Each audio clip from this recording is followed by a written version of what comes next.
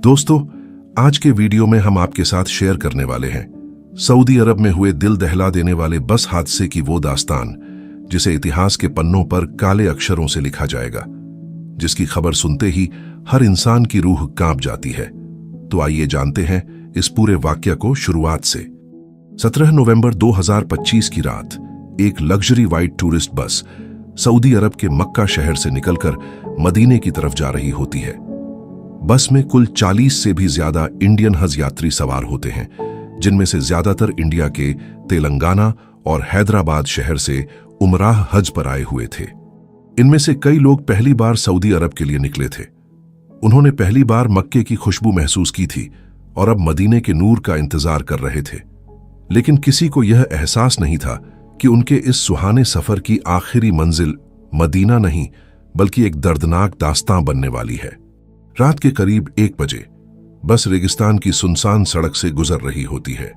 बस के अंदर ज्यादातर यात्री थकावट की वजह से अपनी अपनी सीटों पर सुकून से सो रहे होते हैं।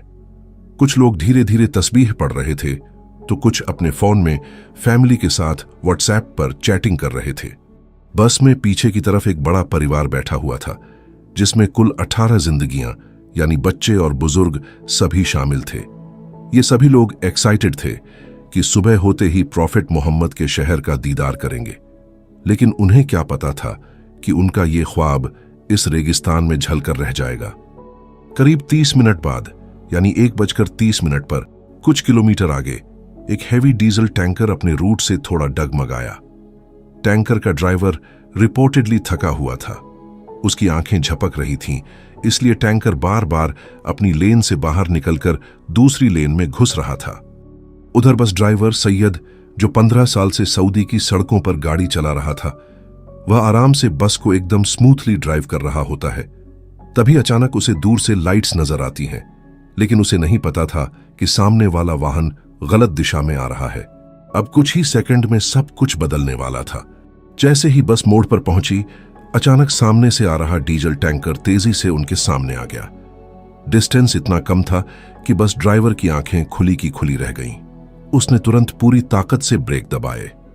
ब्रेक की तेज आवाज ने पूरी रात की खामोशी को चीर दिया।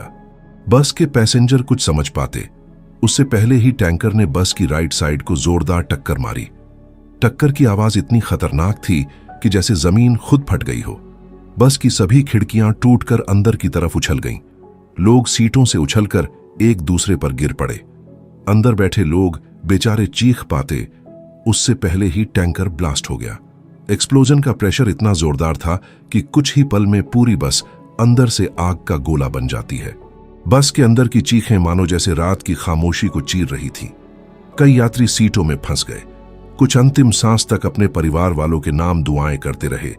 इस हादसे में कुल 45 जिंदगियां चली गई, जिनमें एक ही परिवार के 18 लोग यानी 3 पीढ़ियां हमेशा के लिए खत्म हो गईं। हादसे से करीब 700 मीटर दूर एक छोटा मेंटेनेंस कैंप था, जहां 2 वर्कर आराम से बैठकर चाय पी रहे थे। सुनसान रेगिस्तान में अचानक हुए इस तेज धमाके की आवाज और विशाल आग के गोले को देखकर दोनों डर जाते हैं और अपने सऊदी सुपरवाइजर को रिपोर्ट करते हैं। सुपरवाइजर बिना एक पल गवाए फायर और पुलिस के इमरजेंसी नंबर पर कॉल करता है।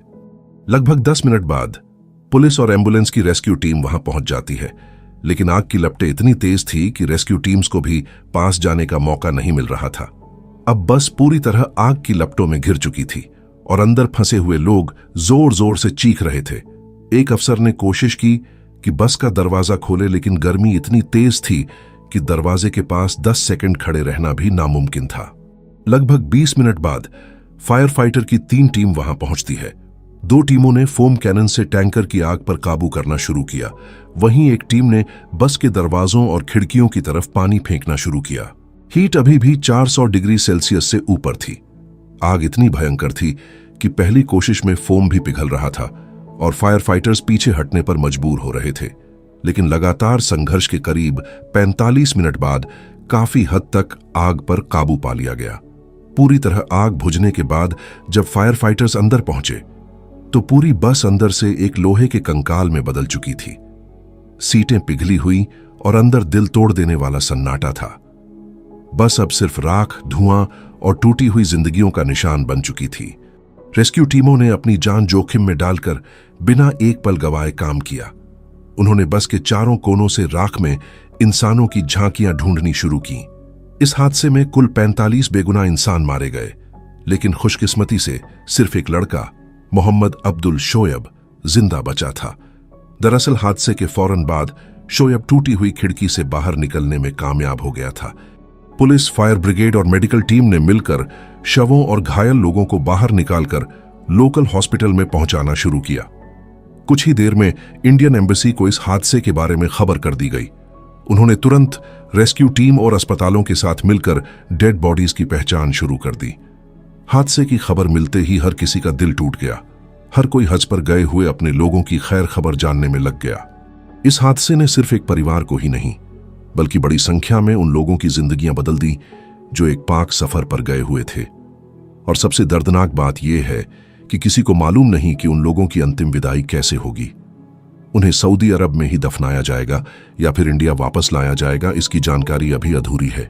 दोस्तों, ये सिर्फ एक हादसा ही नहीं बल्कि याद दिलाने वाली एक सच्चाई है कि लाइफ इज रियली अनप्रेडिक्टेबल, और कभी कभी एक सुहाना सफर जिंदगी की सबसे दर्दनाक दास्तां बन जाता है। इसलिए please drive safely and think about your family because they are waiting for you.